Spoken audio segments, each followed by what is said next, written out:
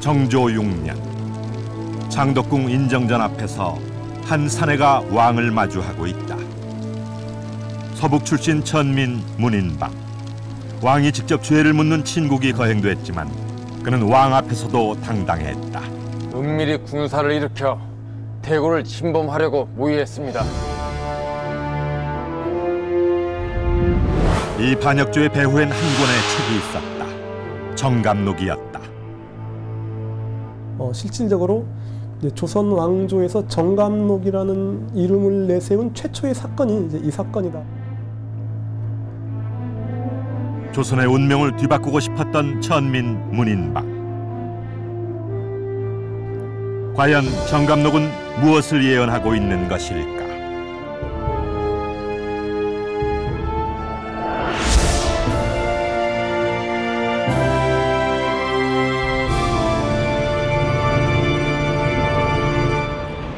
산천종기 이버계룡산 정씨 800년 지지. 산천의 기운이 계룡산으로 들어오니 정씨가 800년간 도읍을 할 땅이로다. 조선시대 이래 민간에 널리 유포되어 왔던 우리나라의 대표적인 예언서 정감록. 여러분께서는 이 책을 어떻게 생각하십니까? 정씨가 계룡에 도읍을 세우게 된다는 내용을 골자로 하는 이 예언서는 선거철마다 정도령을 자처하는 정치인들의 선전 도구쯤으로 알고 계신 분들이 많으실 텐데요.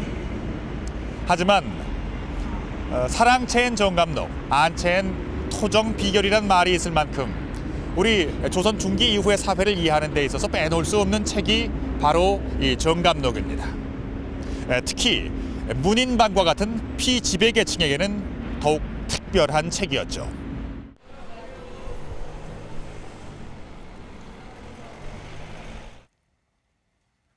조선시대 중죄인들의 공초 내용이 기록된 추안급 구관. 체제에 대항했던 영모 죄인들에 대한 일종의 재판 기록으로 역적 인방, 즉 문인방 사건 역시 추안에 기록돼 있으며 그 양 또한 방대하다.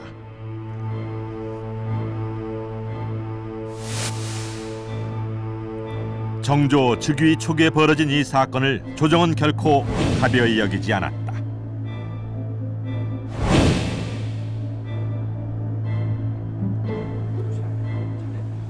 거사 모의로 추국을 받은 사람은 10여 명. 이들은 서울과 강원도, 함경도와 충청도 등 전국을 아우르는 거대한 세력을 구성하고자 했다.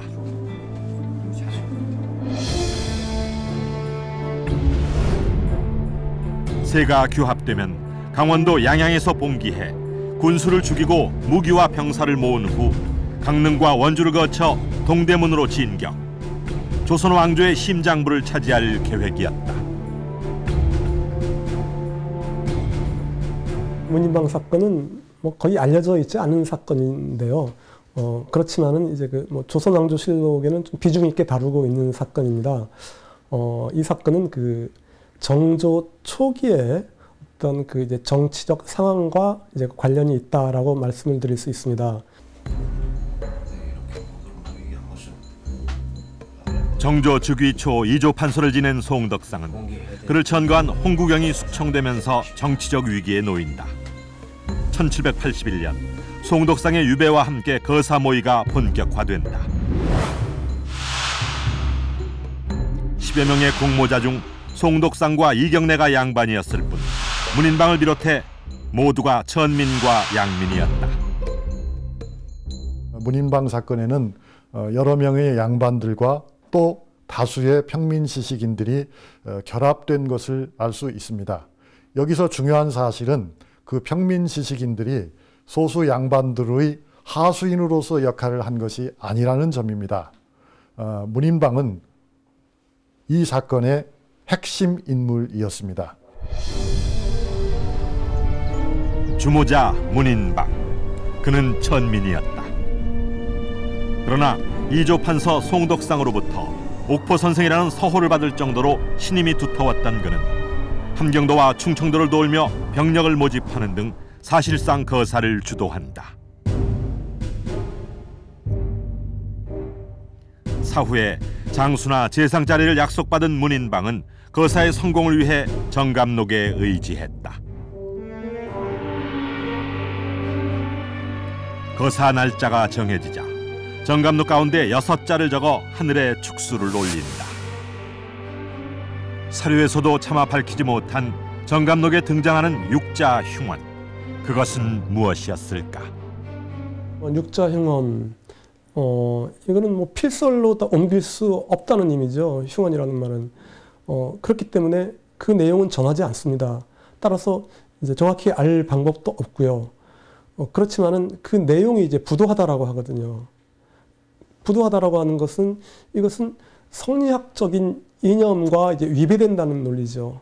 사건의 맥락 속에서 본다면은 적어도 목자망 존업흥과 같은, 즉 이씨가 망하고 정씨가 새로운 왕조의 주인이 된다는 그런 뜻을 담은 흉언이었을 것입니다. 다만 그 표현이 이보다 훨씬 더 직접적이고 왕을 직접 겨냥한 그러한 내용이 아니었을까.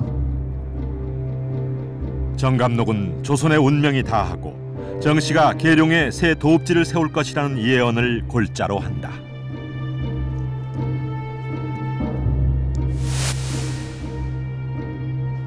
산천의 기운이 계룡산으로 들어가니 정씨가 800년 도읍할 땅이로다. 이는 역성혁명, 즉 이씨 왕조의 멸망과 새로운 정씨 왕조의 출현을 예고한 것이다. 그렇다면 왜 계룡산이었을까? 소백산까지 이어지는 태극 모양의 산세, 물줄기가 다시 태극 모양으로 휘감고 있는 이른바 산태극 수태극의 계룡산은 풍수지리학자들이 꼽는 최고 길지 중 하나다. 조선 건국과 함께 태조 이성계도 이곳 계룡산의 도읍을 정하고자 터를 닦았다.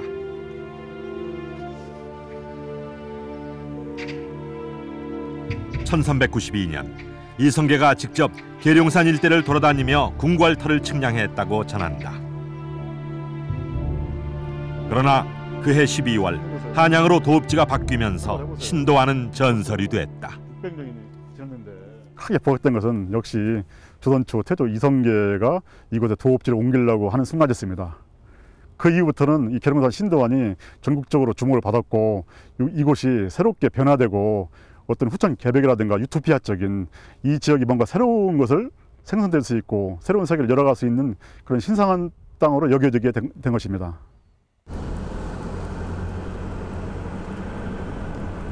충남 논산시 문인방 사건 연루자들의 공초에서 이곳 초포가 언급되고 있다.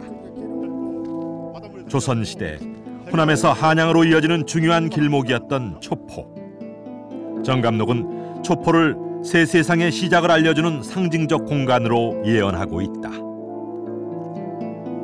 정감록 감절편에 보면은 여기 보시다시피 초포 행저문은 시사가지라고 했습니다. 이쪽 초포가 배가 드나들면 세상 일을 알 수 있다. 쉽게 얘기해서 세상의 변화를 모색할 수 있는 지역이다. 이렇게 인식하고 있거든요.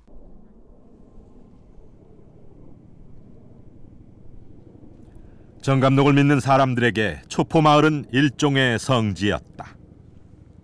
지금까지도 지역민들에게 이 예언은 뿌리 깊이 각인되어 있다. 초포가 여기 동네 이름인데 계룡산 돌이 휘어지면은 그런 좋은 세상이 오면 여기에 배가 뜬다 이런 이유가 있다고 들었습니다.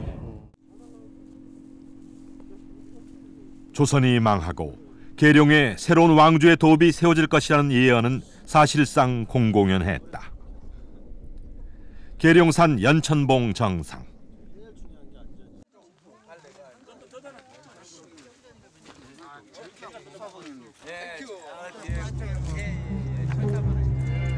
이곳 바위엔 조선의 운명을 예언했다는 8자 글이 새겨져 있다. 방백마각 구혹화생이 그것이다. 방백마각 구혹화생이라고 써 있는데 그거를 이제 간략히 이렇게 풀이를 해보면 482년 경에 조선 왕조가 멸망을 한다 이런 얘기거든요. 방백마각의 방은 내모졌다는 뜻으로 넉사를, 말은 10간 중 5에 해당하는 동물이니 5자를 파자해 80으로 뿔은 2를 뜻한다. 또한 구혹은 나라 국으로, 화생은 옮길 2가 되어 건국 482년 서기 1873년경에 조선이 망한다는 잠언으로 받아들여졌다. 예언의 시기가 다가오면서 조선 왕실은 다급해졌다. 대원군과 명성왕후는 정씨의 기운을 누르고 조선의 운명을 지키기 위해 계룡산 절들의 이름을 계칭하는 등 일련의 조치를 취해 나간다. 명성황후께서 아마도 연천사를 누를 앞자, 정씨 정자, 절사자 이렇게 해서 정감록에 나와 있는 정씨의 기운을 누르기 위해서 앞정사라고 이렇게 바꿔서 부르게 되지 않았나. 또한 귀신의 집이라는 뜻의 신원사도 대한제국 설립과 함께 조선의 신기원을 연다는 의미의 신원사로 바뀐다. 예, 귀신신자, 집원자 이렇게 신원사입니다. 이걸 이름을 갖다가 바꿔가지고 새로운 그런 기원을 연다. 새로운 신자, 으뜸원자. 뭐 새로운 그런 시대를 갖다가 이제 그 정씨가 아닌 이씨가 다시 새로운 시대를 연다. 그런 점에서 어떤 그 정감록에 나오는 정씨 여기에 대한 어떤 그 조치의 하나로서 이런 일련의 그런 상황들이 취해졌다. 이렇게 해석이 가능하다고 봅니다. 조선 왕실의 반응은 다분히 정감록을 의식한 것이었다. 조선은 운명을 다했다는 예언에 민중은 물론 조정도 동요했다. 태조 이성계가 도읍으로 삼고자 했고 묘향산, 지리산과 함께 산신제가 올려졌던 영산이었던 만큼 새로운 왕조가 이곳 계룡산에 세워진다는 것도 전혀 허무맹랑한 이야기는 아니었을 겁니다. 그래서였을까요? 육당 최남선은 그에 져서 조선 상식 문답이란 책을 통해서 광해군과 인조 이래로 모든 혁명운동에는 계룡산과 정씨의 그림자가 항상 어른거렸다고 적고 있습니다. 자, 과연 정감록은 어떤 책이었을까요? 제작진은 정감록을 소지하고 있는 사람들을 수소문했다. 계룡산 아랫자락에 위치한 유구.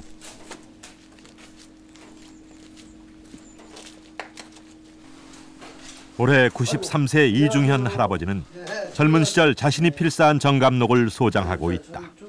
감독 비결. 아, 그게요?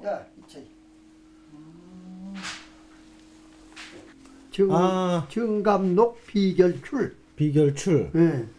여기는 뭐라고 써져 있는 건가요? 귀축 12월 18일. 해방 이후 혼란스러운 전국 속에서 정감록은 청년들의 마음을 사로잡았다. 그러니까 어르신께서 이거 직접 쓰신 건가요? 네, 내가 쓰고지. 이것이 하도 감록 비결이라고 해서 유명하다고 해서 책을 빌려다가 베낀 거예요. 붓으로 그럼 내가. 그때 그래도 젊은 사람이라도 뜻이 있어서. 정감록이라는 것은 이게 언제든지 맞을 수 있을 것이다. 이걸 주자고 오신다고 해서 나 그거 생각했어. 정씨 계룡 도읍설과 함께 난세의 몸을 보존할 수 있는 피난처가 정감록 예언의 핵심이다. 이거 이제 송송 전전 가가 이로움이 소나무 밭 집에 있다. 예. 이 세 군데가 가면은 거기가 살 수 있다. 이로움이 소나무와 밭 그리고 집 세 군데에 있다는 정감록의 예언. 이중현 씨는 한국전쟁 당시 이 예언이 적중했다고 믿는다. 이 마을은 아주 깨끗했죠. 양편에서 다 왔다도 저기 인민군도 오고 우리 하군도 왔다도 조용히 다니었지. 그 사람들이 미라고 완전히 이 동민들이 나와서 왔다 갔다 하고 행동하면은 죽으니까 가만히 입이 있으라고 그래. 그래서 우리 미라가 깨끗했어요. 그래서 저라 그런지. 경북 영주시 풍기읍. 우리는 이곳에서 정감독을 믿고 있는 또 다른 사람을 만날 수 있었다. 선대로부터 배워 어릴 때부터 정감독을 외우고 있다는 김대영 씨. 이 간절이라는 건 뭐냐? 그는 전국에서 정감독과 같은 비기류를 수집하고 그 내용을 공부하고 있다. 사라자는 수, 나를 죽이는 놈은 누구냐? 여인대와 임진란에는 외놈이라 이거야. 병자호란은 어떻게 설명이 되어 있습니까? 사라자수 우화행선이다. 나를 죽일 놈은 누구냐? 눈설자 우화행선. 천부지 하늘도 모른다. 정감독은 대부분 파자, 즉 한자를 쪼개놓는 방식으로 서술되어 해석이 쉽지 않다. 여인대화, 즉 여인이 별을 이고 있다는 것은 외파자로 임진왜란을, 또한 비우 아래 산이 가로로 누웠다는 우화횡산은 눈설자의 파자로 병자호란에 대한 예언으로 해석되곤 한다. 양난을 예언한 이 책에 사람들은 빠져들었다. 그렇다면 이 예언은 얼마나 신빙성이 있는 것일까? 정감록은 정감과 이심이 팔도를 유람하다가 금강산 가야산에 올라 밀에 대해 나눈 이야기로 구성되어 있다. 황해도와 평안도는 3년간 천리 안에 인가가 없을 것이다. 시체가 산처럼 쌓이고 피가 내를 이루고 한강 남쪽 백리의 인적이 영영 끊어질 것이다. 앞으로 다가올 섬뜩한 재앙과 이때 몸을 보존하는 방법까지. 그러나 규장각본 정감록에서는 여인대화와 우화횡산의 내용은 찾을 수 없다. 이는 정감록의 이본이 40~50가지에 달해 원본을 특정하기가 어렵다. 정감록은 우선은 한 권의 예언서이기도 하고요. 그 다음에 정감록은 여러 종류의 예언서를 총칭해서 부르는 하나의 보통 명사이기도 합니다.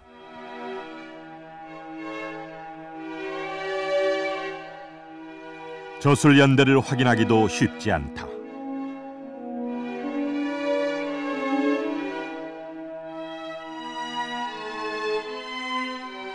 정감록이 역사서에 처음 등장한 것은 영조 15년인 1739년. 그러나 이보다 150년 앞서 선조 때 정여립 영모 사건에서 정감록과 관련된 단초를 찾을 수 있다. 정여립 사건이 있기 100년 전, 이미 이씨가 망하고 정씨가 흥한다는 잠언과 조선 건국 초기부터 정씨 계룡 도읍설이 있었다는 것이다. 목자망, 전흥이라든지 계룡산에 정씨가 도읍한다든지 이런 정감록적인 요소가 있는데 실은 이러한 것들은 그 조선 초부터 전해져 온 것이라고 하거든요. 그럼에도 불구하고 조선 세조 때나 성종 때 그 참의서들을 분서할 때 정감록이라는 이름은 보이지가 않습니다. 따라서 조선 초기에 정감록이라는 이름이 존재했다고 보기는 어렵죠. 태종, 세조, 그리고 성종 등 조선 초기에 비기류가 불태워지고 금소 조치가 취해지지만 이 목록의 정감록은 보이지 않는다. 이후 금소 조치로 인해 정감록과 같은 비기류는 가지고 있는 것만으로도 처벌의 대상이 됐다.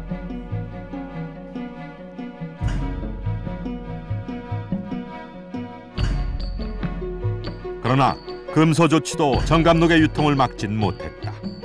몰래 필사한 정감록이 집집으로 퍼져갔고 자연스럽게 필사자의 생각이 덧붙여지거나 일부 내용이 빠지기도 했다.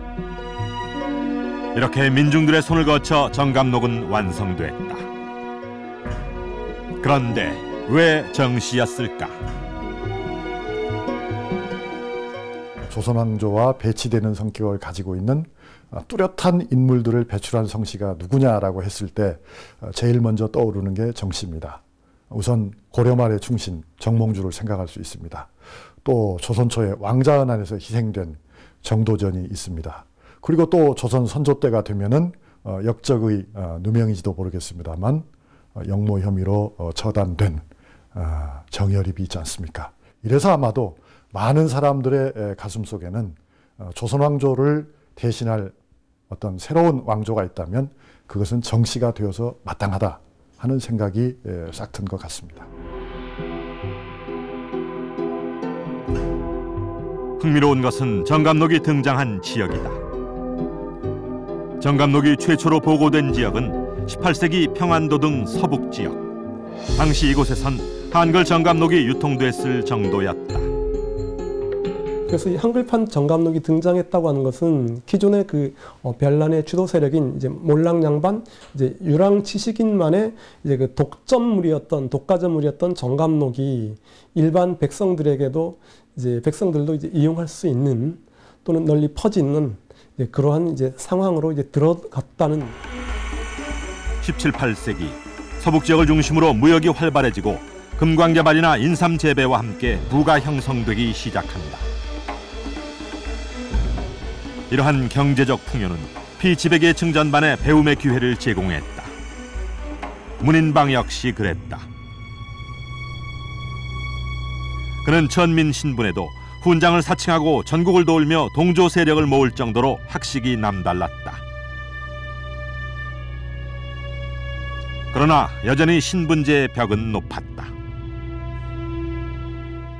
기존의 지식인들과는 성격이 다른 새로운 형태의 지식인들이 한편으로는 사회에 대해서 많은 희망을 가지고 있었지만 그들은 좌절할 수밖에 없는 그런 존재이기도 했습니다. 그래서 정감록의 유포 과정에서는 바로 이러한 평민 지식인들이 결정적인 역할을 수행하게 되는 것입니다. 신분제에 가로막힌 자신들의 꿈을 이루기 위해선 조선의 멸망과 같은 파격적인 방법이 필요했다. 이 씨가 망하고 정 씨가 열 새로운 세상을 예언한 책 정감록.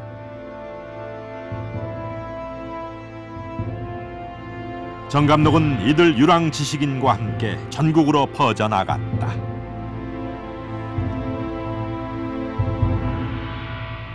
현재 한글본 정감록 2종이 전해지고 있는데요. 그중 한 권은 이곳 단국대 도서관에 소장되어 있습니다. 이처럼 언서 정감록, 즉 한글판 정감록이 존재했다는 것은 정감록이 당시 지배계층뿐만이 아니라 일반 민중들 사이에도 깊이 파고들었다는 뜻인데요. 정감록이 지배계층에게 체제 저항의 이론적 토대를 제공했다는 것은 쉽게 납득이 갑니다만 과연 일반 민중들에겐 어떤 역할을 했던 걸까요?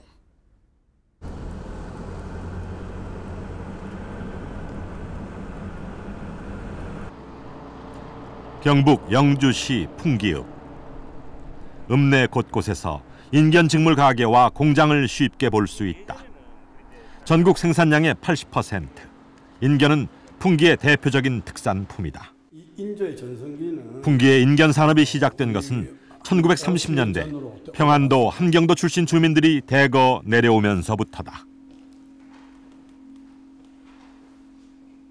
지금 풍기에 지금 상공업을 하는 업체 중에서 약 한 50%가 60% 해도 과언이 아니라 60%가 지금 이북에서 넘어온 사람들이 그분들이 지금 다 상공업을 하고 있어요. 평안도 특산물이 풍기 특산물로 자리 잡을 정도로 많은 수의 이북민들이 이곳 풍기에 정착했다.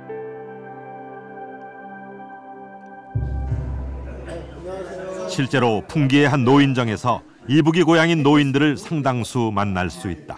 저는 저 황해도입니다. 이북이요. 다른 분들은 어떠세요? 제 고향이 신안주거든요. 한때 월남한 이북 주민 수가 풍기 인구의 절반에 달할 정도였다고 한다. 근데 왜 그렇게 북한 출신들이 많으신 거죠? 예. 이들이 풍기로 오게 된 것은 오롯이 정감록 때문이었다. 제가 11살 적에 그 책을 봤거든요. 그래가지고 거기에 젖어 있었어요. 아, 과연 풍기라는 것이 어디냐. 그 황해도에서 여기까지 옛날에 풍기라 하면 지금 아마 미국보다 더 멀고 더 이제 그 시각에 생각되었을 거예요. 그때부터는 과연 풍기라는 것이 어떠냐. 한번 가보자. 우리는 정감독이 정감이라는 분이 예언한 책이 아주 좋았다. 그렇죠. 그것 때문에 여기 그것 때문에 그 책 때문에 여기로 왔어요. 정감독은 난세에 몸을 보존할 수 있다는 10곳, 이른바 십승지를 전하고 있다. 그중 첫 번째가 풍기다.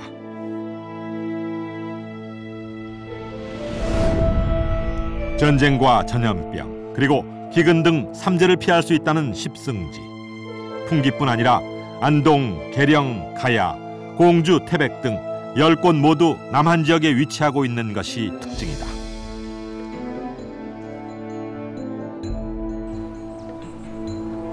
특히 풍기 금계초는 몸을 보존할 뿐 아니라 큰 인물을 배출할 수 있는 길지로 보고 있다.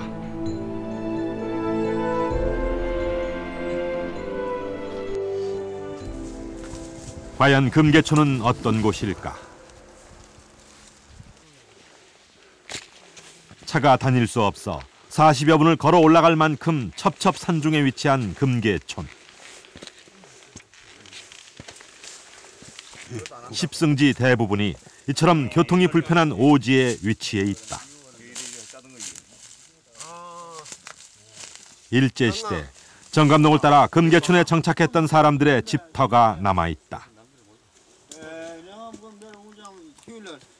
대략 20-30호의 집들이 화전을 일구며 살았는데 정미소가 있을 정도로 꽤 큰 규모의 마을을 이루었다. 시기면 지금부터 한 5-60년 전이죠. 그렇죠. 일제시대. 풍수지리 정감독 다. 태백산과 소백산이 만나는 곳에 위치한 양백지.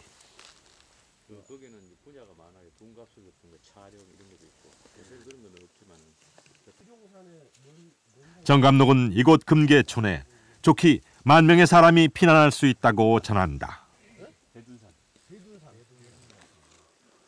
그래서 태백산맥과 소백산맥이 만나는 지역이 풍기를 중심으로 이래 만나거든요. 그리고 양백지간이라 그러는데 이 이제 양백지간이 또 볕을 동남향으로 바라보고 있는 향양지지입니다. 그래서 풍수지리학을 공부하는 분들이나 산에서 산서를 공부하는 분들은 아주 점수를 많이 주는 그런 지형이고요. 또 위도상 36.5도를 이렇게 통과하는 아주 전형적인 그런 길지입니다. 십승지와 같은 피난처로 찾아들 만큼 양난 이후 민중의 삶은 피폐했다. 전쟁의 참화 속에서 경작지는 3분의 1로 줄어 있었고 천재지변으로 백성들은 오랜 기근에 시달렸다. 지진이라든가 이런 거 일어나가지고 숙종실록 부분인데 평안도의 기민, 그러니까 굶주린 백성이라는 거죠. 굶주린 백성 이호둔이라는 사람이 워낙 굶주리고 힘이 드니까 결국에는 여기 보시면 인육을 먹었다라고 나옵니다. 인육.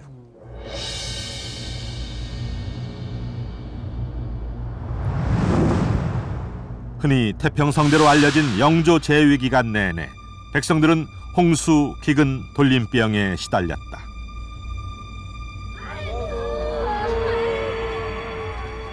이로 인한 손실이 전체 인구의 약 7-8%. 앞선 2차례 전쟁으로 인한 사망자와 비슷한 수치였다.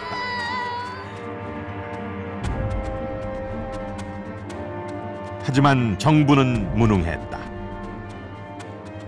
일부 백성들에게서는 그런 문제를 해결해 줄 수 없는 정부에 대해서 상당히 이제 좀 불만을 갖게 되고, 이런 상황 속에서 일부 이제 그 백성들에게 이제 침투할 수 있는 그런 변혁 사상들, 왕조가 바뀌어야 된다, 세상이 바뀌어야 된다, 우리가 잘 사는 평등한 세상을 만들어야 된다 라는 이런 것이 상당히 이제 그 가슴에 소위 와닿게 되는 거죠.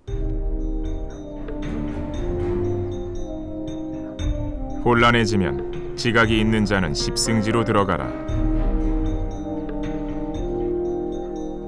절망스런 현실에 놓인 민중들은 정감독의 예언을 따라 몸을 보존할 수 있는 십승지로 찾아들었다. 십승지는 기본적으로 이제 피장처이기는 하지만은 그 정의하기를 이제 병화가 미치지 않는 곳, 그리고 흉년이 들지 않는 곳, 그리고 평범한 사람끼리 만나서 결혼해서 형제들과 함께 어울려 화목하게 살아갈 수 있는 곳, 이렇게 이제 그 정의를 했거든요. 그렇기 때문에 이것은 단순한 피장처이자 또 다른 적극적으로 이제 해석을 한다면은 이상사회라고도 이제 할 수가 있는 거죠.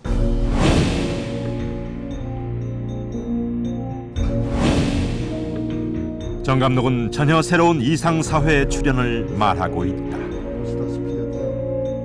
반상무서 예멸사진연후 세사가초이라는 표현이 있습니다. 그러니까 양반과 상놈의 구별이 없어지고 조선의 예법이죠.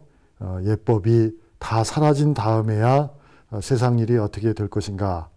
이것은 결국 정감록이 지향하는 세상은 성리학 이후의 세계임을 상징하는 것이라고 말하겠습니다.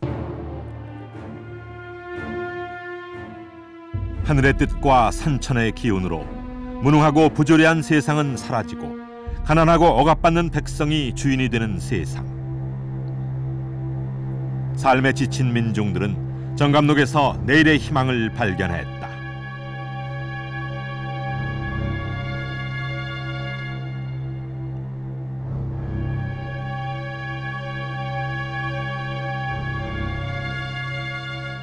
문인방 역시 거사를 준비하며 정감록의 예언이 실현되기를 간절히 기원했다.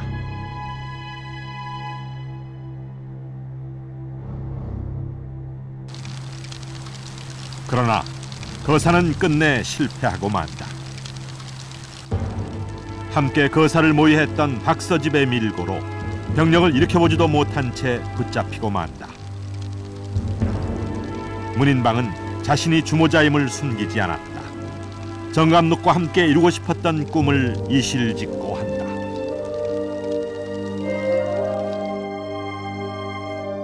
정조의 친국이 있던 다음 날, 문인방은 대역부도의 주해로 능지처사에 처해진다.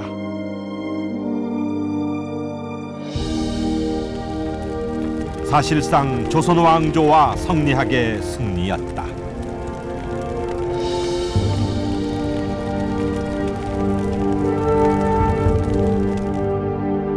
문인방뿐만이 아니라 이경래와 백천식 또한 같은 죄로 능지처사에 처해지게 되고 송독상은 투옥된 뒤 감옥에서 생을 마감합니다.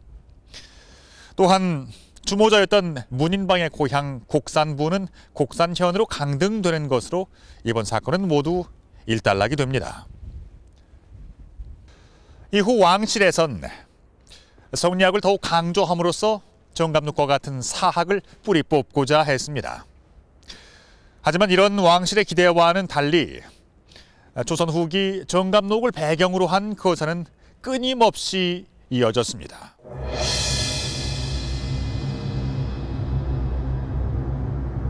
(1811년) 평안도 평서대원수 홍경래 경문과 함께 시작된 민중봉기.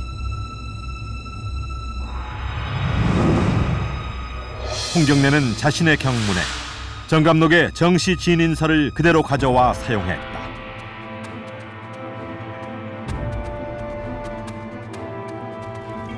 서북민에 대한 차별과 세도 정치에 반발하여 무려 10년이나 준비한 홍경래의 난.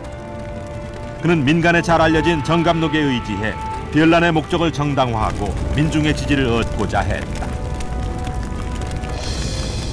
이런 문인방 사건의 경우는 그야말로 영모 사건이 실행되기도 전에 미리 이제 차단이 돼 버렸지만 홍경래라는 직접 정말 백성들을 규합해서 한때는 그 정주성을 전명해가 관군보다 우위에 있을 정도로 상당히 이제 영향력을 많이 발휘합니다. 그래서 본격적으로 이 정감록 사상을 어느 정도 활용을 해서 이 저항 운동을 성공시킨 그런 사례라고도 평가할 수가 있습니다. 삽시간에 청천강 이북 8개 읍을 점령한 홍경래군. 그러나 관군의 반격으로 정주성에 고립되면서 끝내 실패한다. 정주성에서 저항하던 3,000명 가운데 여자와 소년을 제외한 2,000명이 현장에서 처형됐으며 주모자들은 한양에 압송된 후 참형되는 등 모두가 죽음을 면치 못했다.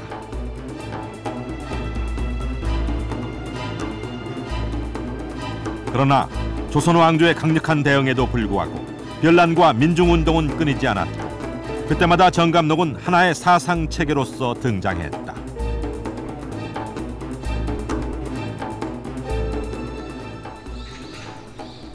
그리고 그 불씨는 동학농민혁명에까지 번졌다. 미륵불로 알려진 선운사 마애불. 이 미륵불 배꼽엔 세상을 뒤집을 수 있는 비결이 감춰져 있다고 전해 내려왔다. 19세기 동학의 접주 손화중이 이 비결을 탈취하면서 동학은 빠르게 세력을 확장했다고 한다. 경상도의 최재우에 의해서 경상도에서 발원했던 그 동학이 그때까지만 하더라도 안으로 숨어들면서 포교가 되던 시대였는데 이 미륵비기를 탈취하고 그 이후에 소문이 퍼지면서부터서는 말하자면 세상 밖으로 나오는 이런 계기가 되고 그것이 확산이 되는 큰 중요한 시점이 됐을 것으로는 봅니다. 고북은 지도를 이렇게 고북완화가 일어났던 지도를 형성한 것이고 동학은 포교 과정에서 이와 같은 민간 신앙, 그 중에서도 정감록을 적극적으로 활용했다. 동학 농민군들이 썼던 것으로 이렇게 알려진 그 부적입니다. 이제 동학 농민군들이 썼던 것으로 알려진 부적인데요. 농민군들이 이 부적을 불태워서 마시고 전투에 참여를 했는데 이제 전봉준이 농민군들에게 이 부적을 불태워서 마시면 총알도 피하고 화살도 피한다. 병이나 전쟁 시에도 죽지 않고 불로장생할 수 있다는 동학의 부적. 최재우는 포교 초기 불에 태워 마시면 병이 낫는다는 이 궁을 부적을 포교에 사용했다. 당시의 부적이 어떤 모습이었는지 모양은 정확히 알 수 없으나 최재우는 그것을 궁울부라고 불렀다. 궁궁울을 이 내용은 최재우가 처음 만든 게 아니고 그 정감록에 아주 중요한 개념으로 이렇게 나와 있고 중요하게 이렇게 그 활용하고 있는 것을 알 수가 있는데 아마 그런 것을 봤을 때 이 그 최재우가 궁궁울을 쓴 것은 정감록의 영향을 받았다 이렇게 볼 수가 있을 것 같습니다.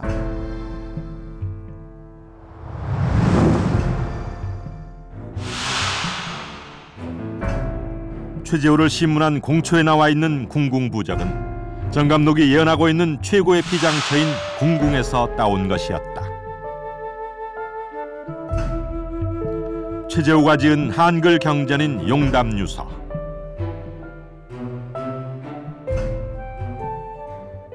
이 책이 전하는 동학의 후천개벽의 세계도 정감록 사상과 닮았다. 부하고 귀한 사람 이전 시절 빈천이요 빈하고 천한 사람 오는 시절 부기로세. 아, 새로운 세상을 모든 사람들이 갈망하고 있구나. 그래서 그런 정감록에 들어있는 새로운 세상을 향한 어떤 그 갈망 이런 것들을 이제 좀 더 철학화하고 체계화하고 또 이론화하고 그렇게 해서 이제 만든 사상이 1860년에 등장하는 동학이고 그런 이제 동학에 그동안에 민중들도 관심을 가졌지만은 이게 좀 더 이제 철학적으로 등장하기 때문에 일부 진보적인 이제 양반들, 지식인들도 관심 갖게 되면서 1894년에 어떤 동학혁명이 분위기가 형성돼 가는 것이 아닐까 이렇게 생각이 되어집니다.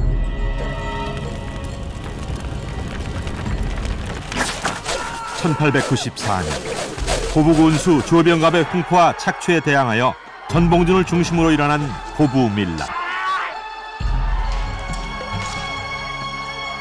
전봉준 장군이 이제 고부봉기를 일으키니까 드디어 이 새로운 낡은 세상을 뭐랄까 극복하고 새로운 세상이 오는가 보다라고 해서 오히려 백성들이 그 난리를 좋아했다라고 하는 그런 표현들이 나오거든요.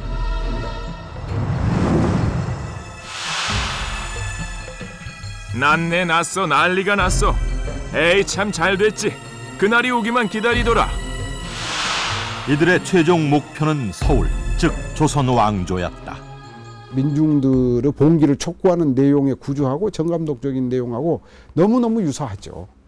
표현은 다르지만은 그 구조가. 그러니까 그런 것에서 보면 이 정감록이 이제 민중들한테 영향을 끼쳤다는 것도 확실하고, 또 동학 그 농민혁명이라든지 전봉준 장군이 봉기를 일으키는 과정에서 정감록의 어떤 그런 사상적 요소라든지 또 정감록적인 분위기가 직접적 간접적으로 아주 강하게 영향을 끼치고 있었다, 이렇게 분명히 말할 수가 있을 겁니다. 동학농민혁명, 그 시작점에 정감록이 있었다. 정감록은 현실을 부정했지만 현실로부터 도망가지 않았던 민중들의 꿈이었다. 정감록은 하나의 정치적 예언서임과 동시에 정감록은 밝은 미래를 희망하는 그런 기대의 표현이었고, 정감록은 그 시대가 안고 있는 여러 가지 문제에 가위 눌려서 신음하던 많은 사람들의 고통에 찬 절규가 담긴 책이었다고 봅니다. 절망 속에서 찾은 한 줄기 희망. 신분제의 모순과 경제적 부조리가 없는 새로운 세상에 대한 민중들의 열망이 있는 곳에 바로 정감록이 있었다.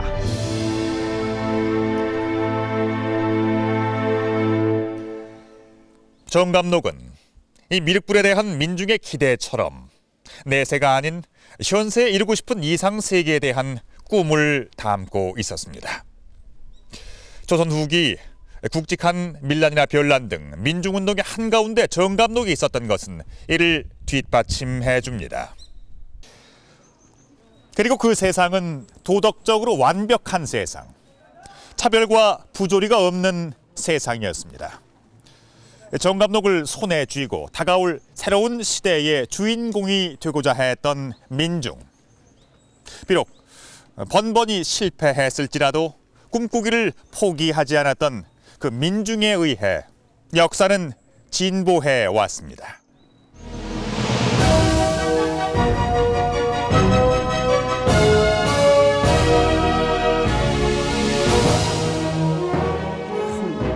이런 때가 어려운데 이게 이제 금년이 맞느냐 맞느냐 안 맞느냐, 감독만 들여다보고 도당에다 먼저 비난하려고 그러는 다 망했다. 그러니까 이걸 순전히 믿을 수도 있고 안 믿을 수도 있고 그런 거예요.